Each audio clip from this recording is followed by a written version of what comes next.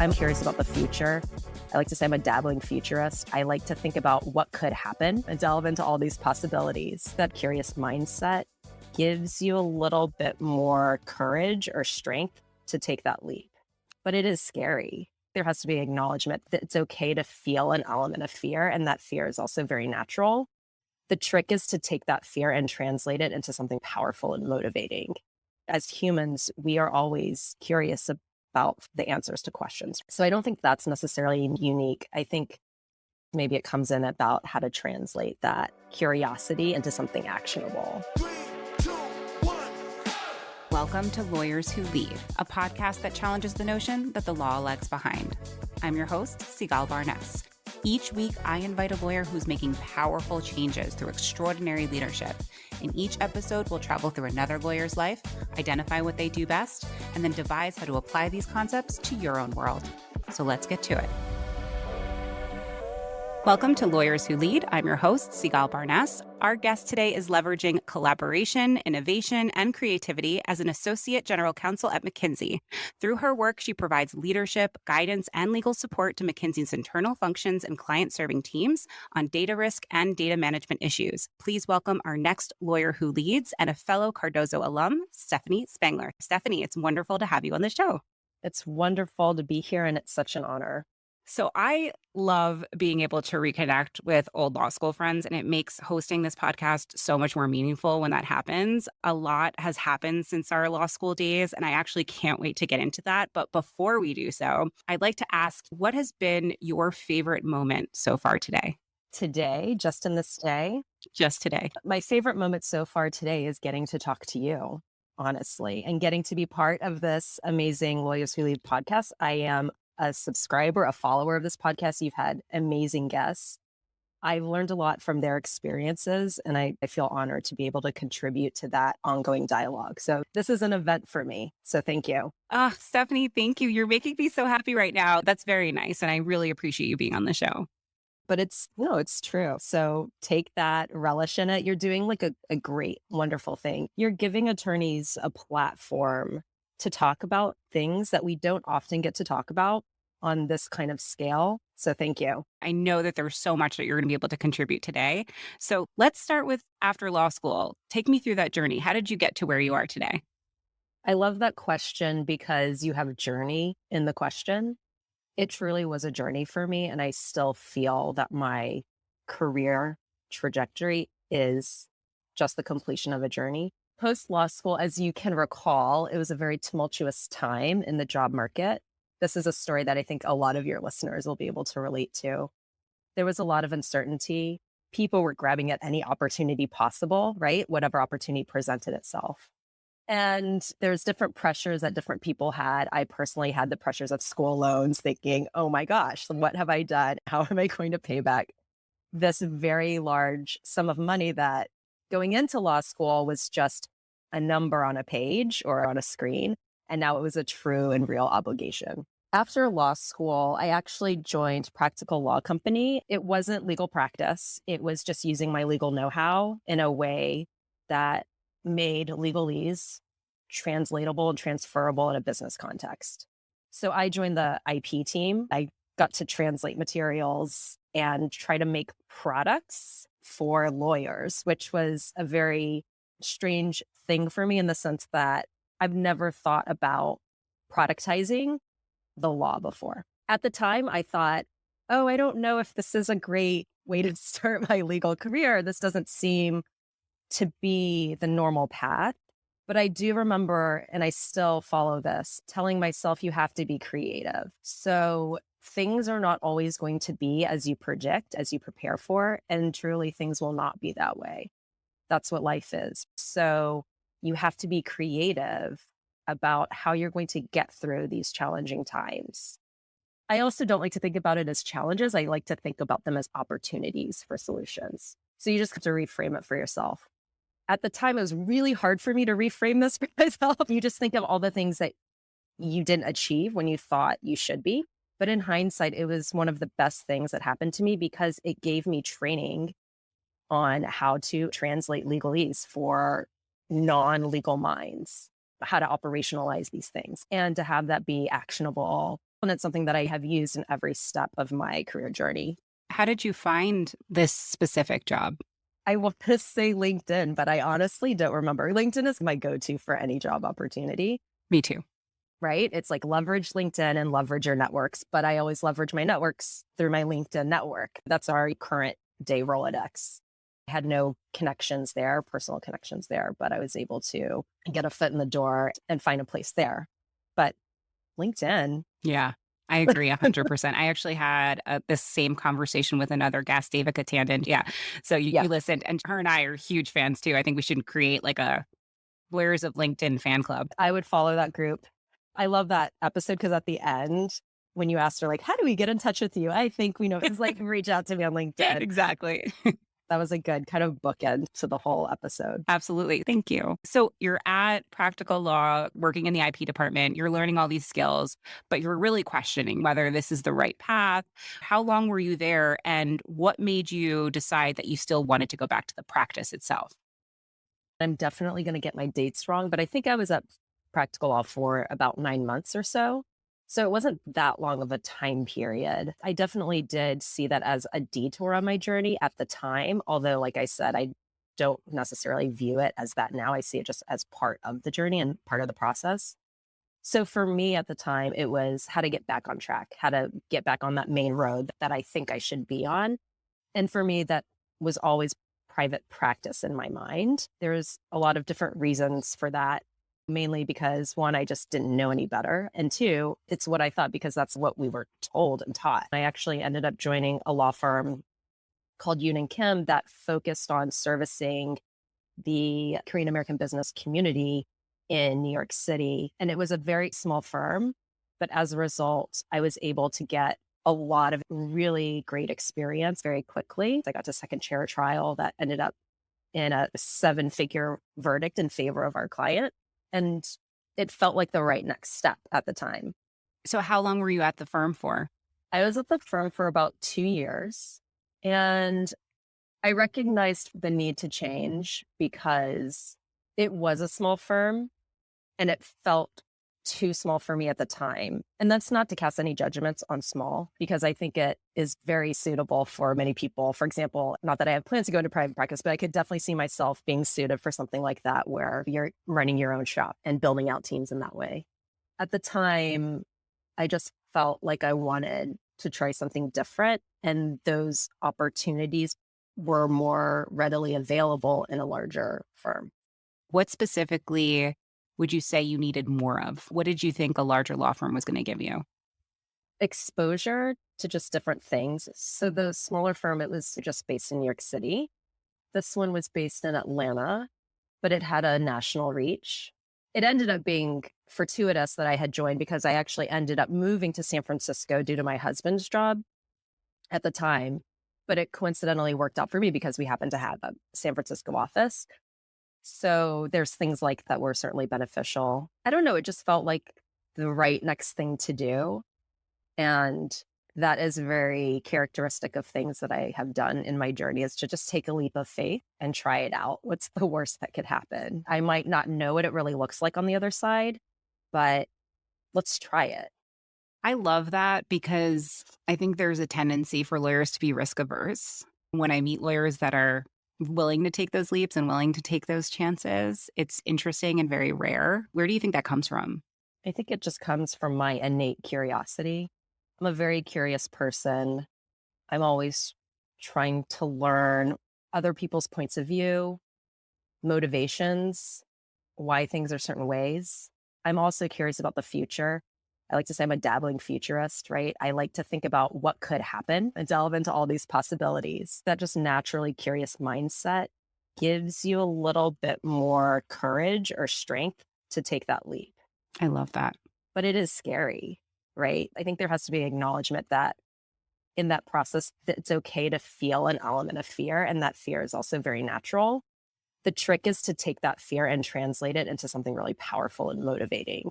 I think as humans, we are always curious about the answers to questions. So I don't think that's necessarily unique. I think personality wise, maybe it comes in about how to translate that curiosity into something actionable. using it to create something actionable while also being forgiving of the fear that comes in. And like you said, translating that and allowing that to like feed into the curiosity versus outweigh it. Absolutely. And this is something I'm thinking about even in my current role is letting yourself feel that fear, letting yourself fail, letting yourself make mistakes because there's so much career growth that can come from it. There's so much learning that can come from it. And you just end up being a better lawyer because of it. It's letting yourself fail, be okay with that. But it's also letting your team members and people that you work with also know that it's okay if they fail too. Let's try something together. Let's figure out how to do something. It might not work, but let's try it out. If it fails, we'll iterate, we'll figure out a better way to do it, and we'll do it together. So, really have this true collaboration approach where we can give permission to fail, and really amazing things can come of that. I agree. How do you empower your team to do that? I think you have to acknowledge them first and foremost. Just say, I know we all want to get this right. We're human. We may not get this perfect, and let's all be okay with that. And then be encouraging. Okay, how close to perfect can we be? Let's brainstorm on this. What are the solutions that we could come up with together? Have we thought about all the different points of view? I think inviting that dialogue helps to encourage your team members to vocalize what they're thinking. Because I think the worst thing that could happen is someone has this really good idea, a really good solution to the problem, but they're just feeling shy about vocalizing it. So I think allowing that space for people to engage in that dialogue. What does that space look like for you? A meeting? Is that a monthly rhythm? I have dug deep into the collaboration tools that have birthed out of the pandemic. I personally am on Zoom for the majority of the day. So you have video engagement. These are sometimes in 30-minute increments where we're going to have to go quickly, but that's an opportunity where you can at least virtually face to face problem solve with your colleagues. I'm an avid Slack user. I love Slack. We use Slack a lot. I'm a big emojis person to get my point across. And I say that kind of jokingly, but there is something to be said for being playful and like playful with purpose. That's a phrase that's kicked around a lot. It's funny, when emojis first came out, I was like, how could you ever use this in a professional setting? But over time, as we started to get more used to communications via text driven stuff, we also started to realize how easy it is to misinterpret the tone of somebody's words. And I think the emoji really provides that layer to be like, I'm saying this, but I'm saying it in this way. I'm Yeah. being playful. I'm being encouraging. I'm being inspirational. Like, don't take this too seriously or take this in a way that's positive versus negative. So I agree. And I think that it's great that it's becoming more normalized in a professional setting. Yeah. I don't know. It also makes work more fun if you can just embed that into your work. And certainly emojis are not appropriate in certain emails that you may be writing and things like that. But in terms of collaboration, problem solving, and working through things, absolutely. And it's also efficient, right? If someone's sending me a message on Slack and I just want to let them know that I'm grateful for their message, I can just hit my little thank you emoji. Or if I'm looking at something, I can click on my little eyeballs emoji. And it's just a more efficient way to communicate since we are doing so in a virtual environment for most of us. There's like the huddle tool on Slack I use from time to time. So when you don't want the video, because we all suffer from Zoom fatigue at some point in our day, sometimes it's just nice to have a voice to voice quick chat. And then you can work through problems like very efficiently in that way. So let's go back to this collaboration concept. One of the things that we talked about when we first started catching up before this recording was that you were focusing on collaboration opportunities both within your department as well as thinking about how to replicate these collaboration opportunities outside of the department. I'd love for you to share this because I was pretty blown away with how you do this at McKinsey. Can you talk a little bit about that? Yeah, it's such a great question. And I hope I can speak intelligently about it because there's a lot of different facets to it. But at a high level, I was thinking more about my role at McKinsey, this being my first in house experience. It's a very different role from being in private practice. In our legal department, and I would say just generally at McKinsey, there is ongoing collaboration and an ongoing need for collaboration. And it was at a level that just really blew my mind coming from private practice where I felt more siloed because there was in often cases, just a certain type of information I really needed to know. It's one reason why I wanted to go in-house, because I wanted to know more of the business. I wanted to know more of the impact of what my legal advice was going to have, like more broadly. And you just don't get that visibility when you're in private practice. So stepping into this in-house role and having my just mind blown away about what the potential opportunities were to meet and work with other people was really exciting. And then I thought about it more, trying to distill it more about what does that actually look like for me in my day to day. So I work with a team that's fairly small, but we're part of a larger team that's part of a larger, it's concentric circles, right? There's a lot of information that's being shared.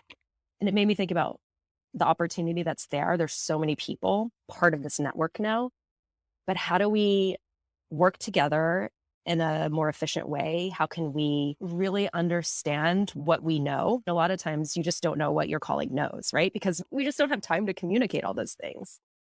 And then how can we use that to make a broader impact? So the way that I saw that for myself was being intentional, identify who I need to know, who knows what, who can help me with this problem. For example, I might lean on my cyber legal colleagues if it's related to a cybersecurity issue that I may not have the depth of expertise that they would have. So understanding when to pull in those colleagues to efficiently solve a problem was something that I could do in my day to day.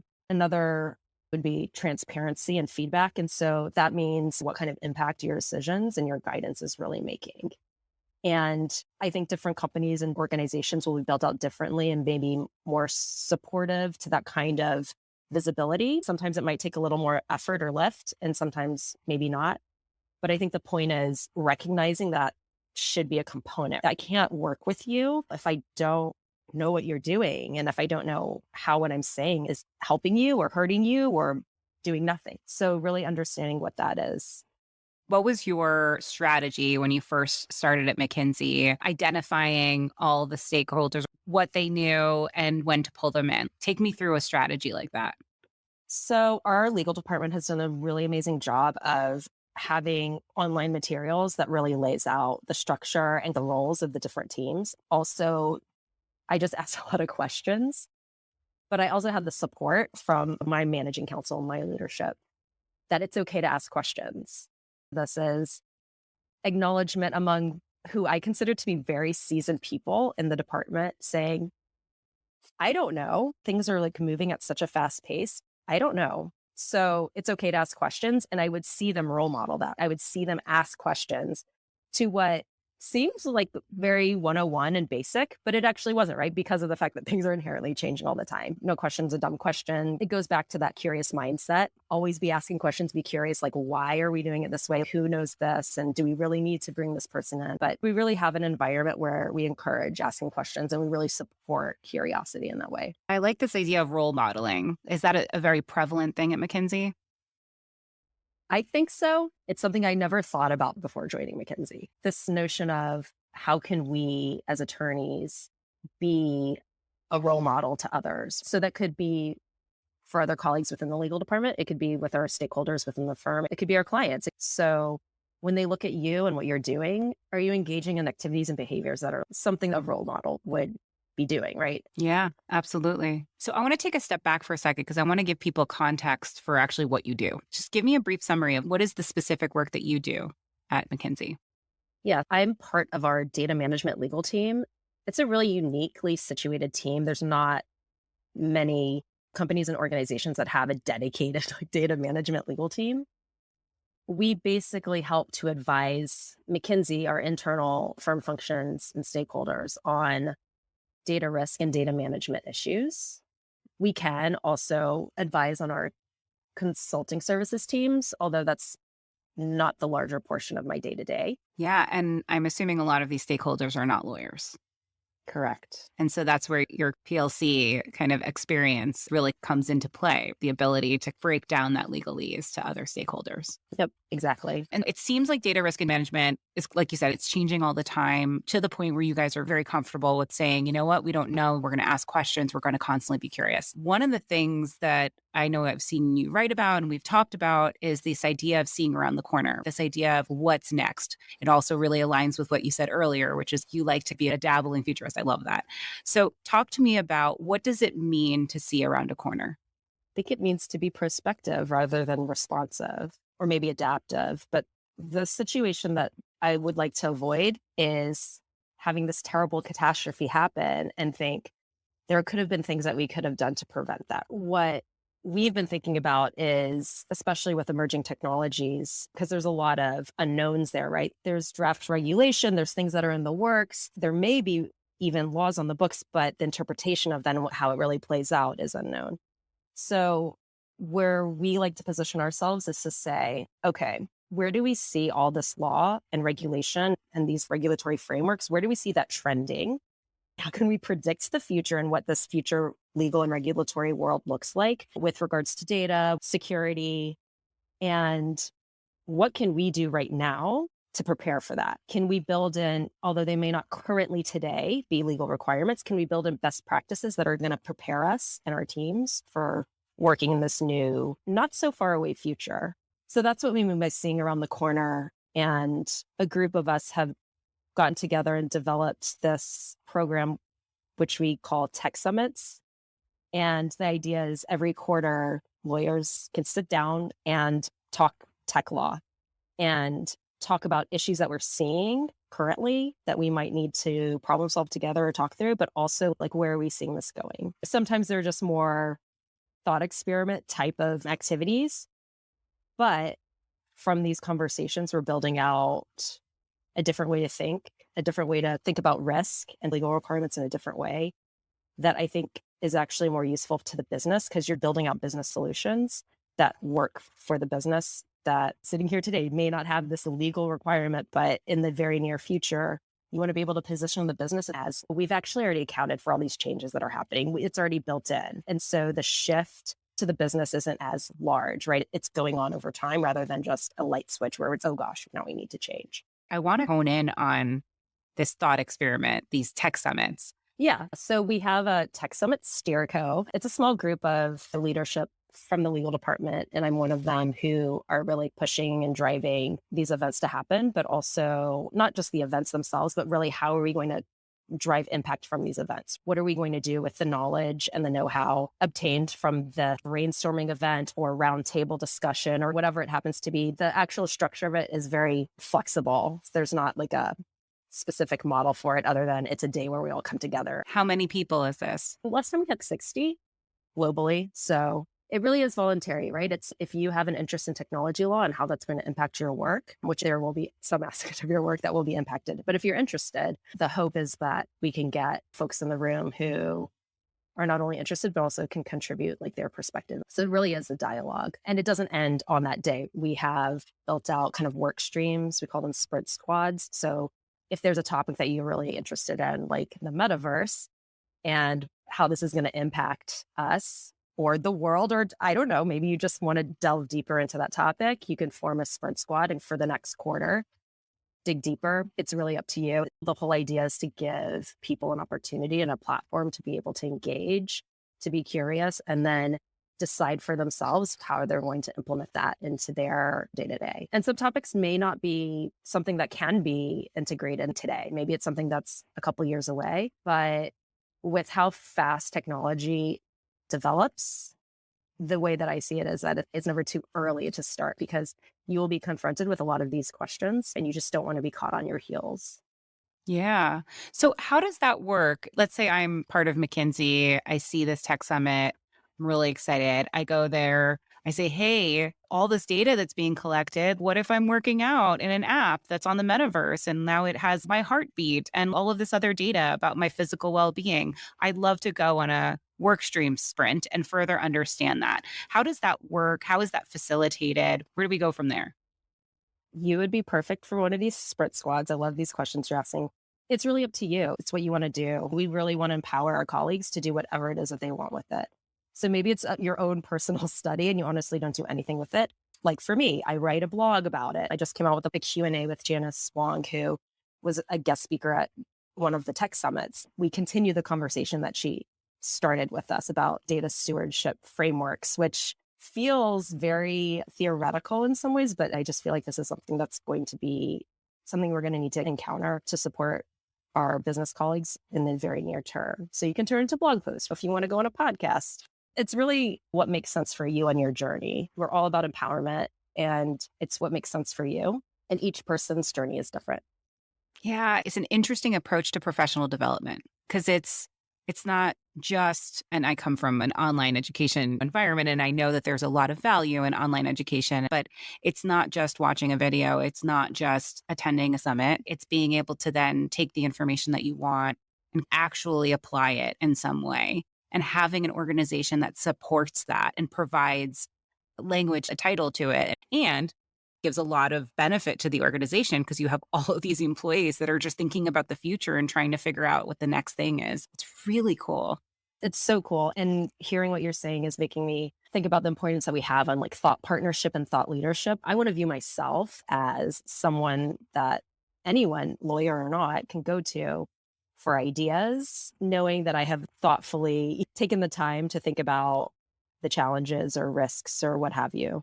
And we can't necessarily do that unless we have a dialogue about it, unless there's a platform for this, unless we let our colleagues know that this is going on.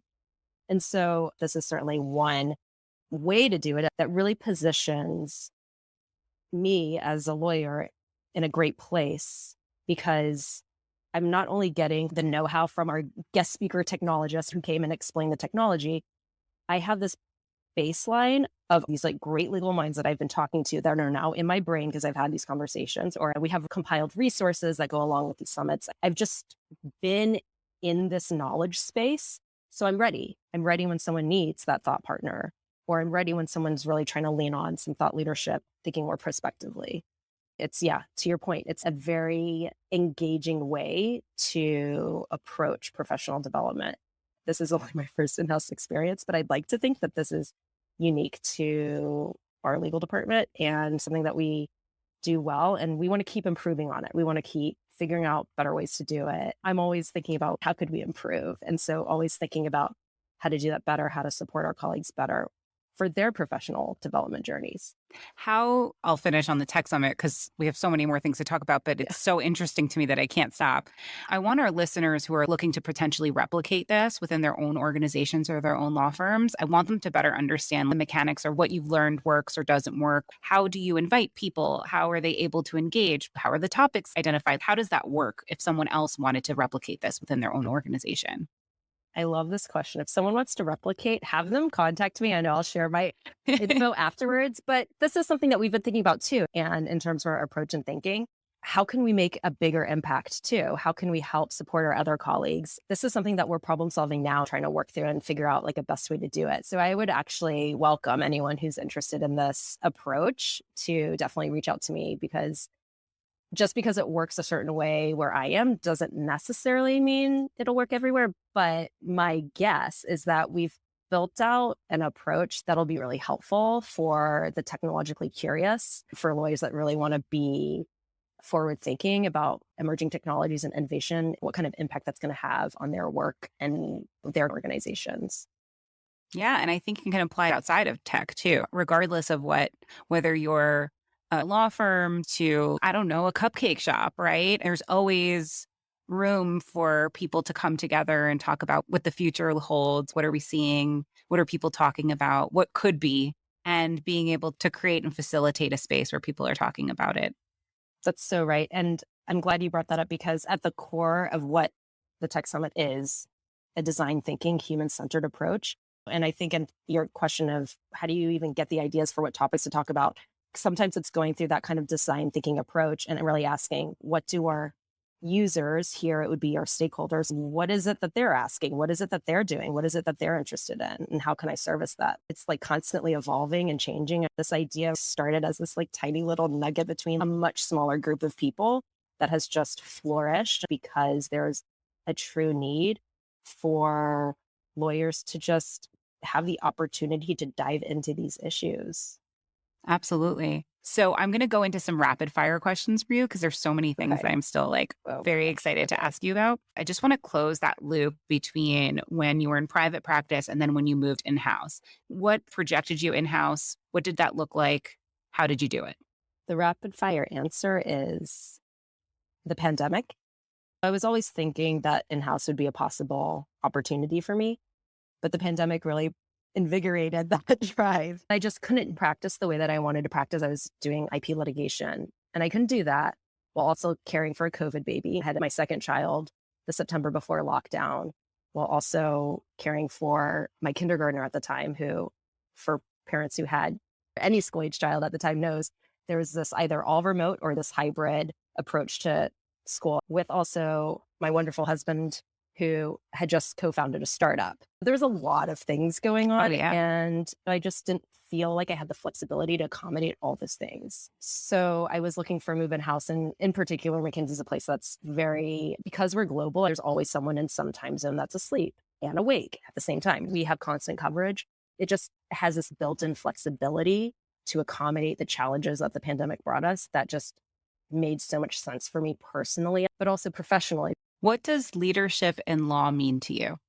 Leadership in law means using your unique legal capability to influence, challenge, and guide for good. If there was one thing you could improve about the legal industry, what would it be? This is a really good question. Only one thing. That's that's literally what everyone says when I first ask them. One thing? Be open to alternative solutions. I think we have a way we work as a legal profession that we think is the right way. And I don't think that's always necessarily the case. It's things like the pandemic happening. It's things like the technological innovation that's happening that's driving different types of human behaviors and needs that are going to continuously challenge, in some ways, an archaic approach to practicing law. And I have faith in our profession that we can do better. And I will do my little part to contribute to that. And mine's just a little part. It's not the only way, and it's certainly not the right way. I don't think there's any right way. But I think if we are more open to ideas, we can really make the profession something where we're really servicing a broad population of people who need it, not just a select few. It's a great answer. What is something people seem to misunderstand about the work that you do? They think I only do data privacy, meaning they think I'm only focused on data protection for data subjects. There's a component of that, but it's much broader than that. What are some of the other aspects of it? I mean, you talked about data stewardship, which is so interesting. Can you actually share that for a second, what that is? Because I found that so fascinating.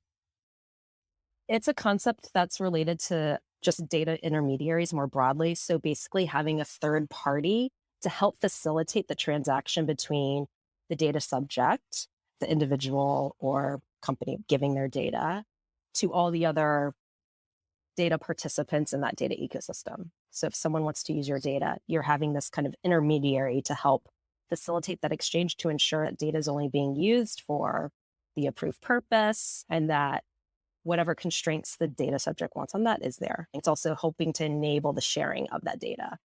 So you don't want to just use it as just a blocker when it doesn't necessarily need to be.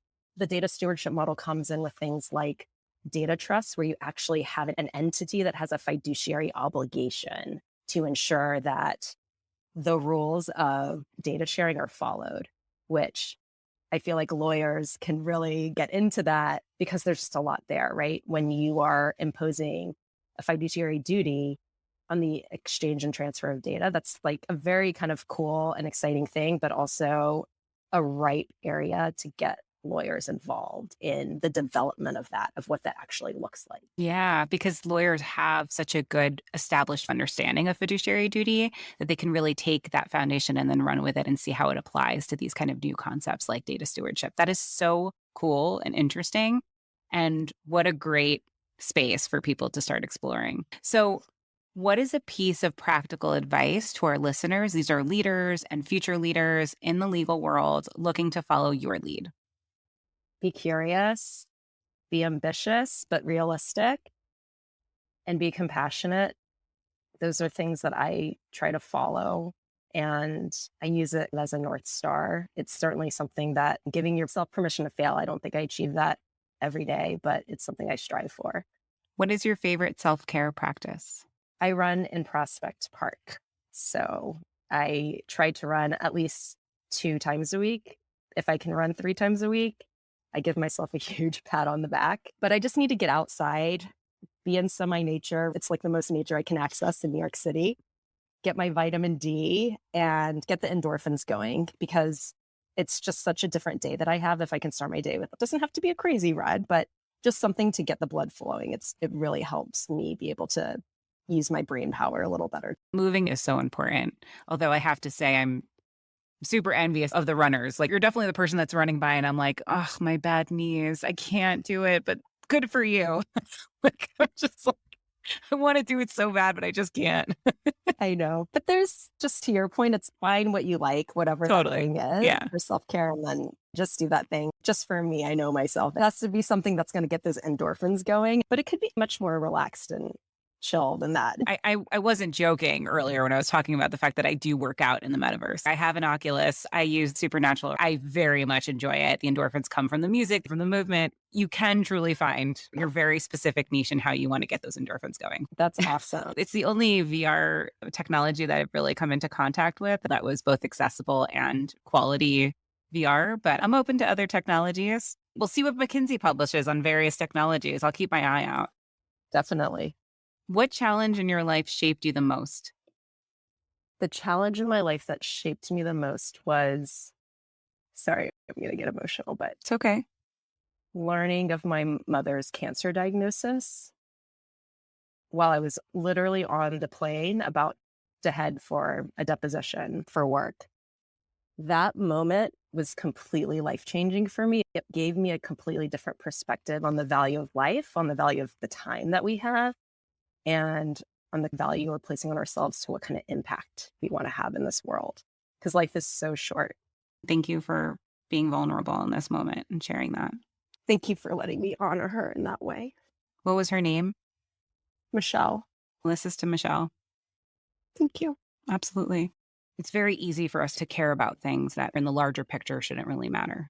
Like, I have these moments, these sparks where I'm like, oh, I see it now. It doesn't matter. It doesn't bother me anymore. What really matters are my children, my loved ones, the purpose, the things that I really want to do. I definitely have to check in with myself to get things back into perspective. In other words, you feel yourself getting stressed in a certain way that doesn't feel right. You feel yourself getting pulled in different directions. Or maybe you just have an explosion where you're just like, I can't do this. When those moments happen, that is a very clear signal to me that my priorities are misaligned and I need to do some course correction for myself. And to think, is this something I should be dedicating my time and energy to? Maybe the answer is yes. Maybe the answer is no. But the fact that I'm having a physiological response to something tells you you have to be aware. You have to listen to yourself. As we each have gone through our own different challenges and we've responded in different ways, we have learned how we respond and what we need from that. We each have our own thing that's beneficial to us. We just have to recognize it and remind ourselves of that. I go through course corrections all the time. I went through a course correction a couple of weeks ago. It's okay. Oh, I lost sight of things and I was just piling on too much. I was trying to make everyone happy. It's telling yourself it's okay to manage expectations. And I do that in my work in a very constructive and collaborative way. I reach out to folks. This deadline that we talked about, I'm going to have to need to adjust because of XYZ, but being clear, transparent about why and getting the other person on board and understanding why we're not going to be able to meet this deadline, for example. Managing those expectations is part of how I can prioritize the things that I really need to prioritize.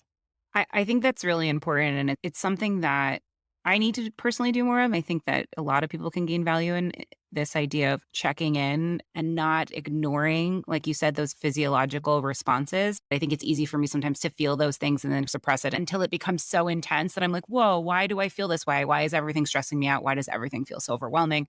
Instead, being like, oh, I feel this feeling. Why am I feeling it? Let me assess what's going on here and let me reflect on what are the things that I can do, whether that's reprioritizing the way I'm thinking about something or my day or my deadlines, giving yourself that pause. And I think the more you do that, it's like a muscle, the better you get at it. It's great that you do that. And I think it's very important for all of us to take those pauses, not just every once in a while, but every time we have those signals. Yeah. And that's such a good approach in your business or legal role or wherever you're sitting. It's transferable into your personal, I don't know, role. It's the wrong word, but this blend of work and personal life is so gray. It's such a gray area now, especially since a lot of us knowledge workers are working from home or working remotely. We have to just be more intentional about what that is. But the cool thing that I realized was that in my work life, I'm very intentional about what my goals are, my development track. It might change, but at least I sit down and I write it down and I talk about it with others and I'm accountable for it. Do we do those same things in our personal life? I certainly did it. And it's something that I've been thinking about how to transfer these really great approaches and skills we have in our work life and do it in our personal life. I think that'll help also reframe our priorities. They can be complementary. They really can. There's so many skills that we learn: strategic planning, thinking about core values, thinking about our mission. We think about that so deeply in our professional lives, but those are such important things to consider in our personal lives. What are our core values personally? What is our mission? Who are the people we want to surround ourselves with? Those are things that are so transferable, and yet we don't leverage those tools as much as maybe we should in helping guide our larger life goals. That and profession is just a piece of that. I remember once the CEO of Lawline, David Schnorman, sat a bunch of us down and he had this Mad Libs where you can say, in 5 years, I will wake up in blank and I will eat blank. Then I will spend the next few hours doing blank. It went on and it helped you in a fun way create a picture of what your day would look like 5 years from now. And then it gave you that goal. So for me, it was like I wake up, I eat an egg white omelet with lots of vegetables, and then I dance. And after I dance, I sit and I write and I look out onto a beach. There was all these things that, like you said, they can change, but it gave me an idea of what my ideal future could look like. And then allowed me to plan for that. I want to do this Mad Libs again. I need to find it. It's a great approach. And now look at you, you're hosting a podcast. That's awesome. Thank you. I would like to say that I planned that, but I did not. I have strategically focused on this podcast, but it wasn't something that I knew I would be doing 5 years ago for sure. But that's good. You want to be open to what opportunities come your way, because it's always great to have a game plan, but you also need to know when to pivot. Yes, absolutely. And it's interesting because I always thought I need to be writing, and I love writing, still love to do it. But being able to pivot and say, you can still maintain this level of storytelling through podcasting and be able to fulfill that desire. So yes, that pivoting is key. Definitely. I want to thank you so much for being here, for sharing so much expertise, so much of your life, your journey. If someone wanted to reach out, how can they connect with you? They can reach out to me on LinkedIn. And when they do, because I hope your listeners will, make sure that they let me know that they heard me on your podcast. Thank you, leaders and future leaders, for listening today. We have a new guest every week, so don't forget to join us next week. If you enjoyed this episode, subscribe or follow us anywhere you listen to your favorite podcasts. You can also follow @Lawyers Who Lead on social. Let's celebrate and continue to build a community of leaders in law together. Lawyers Who Lead is made possible by Lawline, the leading online platform for lawyers who want engaging, relevant CLE and professional growth content. For over 20 years, Lawline has helped hundreds of thousands of attorneys level up by providing award-winning courses in hard-to-find areas and high-demand fields. They have so many courses to choose from that are actually really interesting to listen to and watch. That's why Lawline's rated the highest in the industry, with almost 5 stars and over 1,000 verified reviews on Trustpilot. Lawyers Who Lead listeners get $100 off Lawline's unlimited annual subscription, which means you can take as many courses as you want for a really good price. Just visit lawline.com/podcast to get the special offer. Check out Lawline for the best content for leaders and future leaders in legal.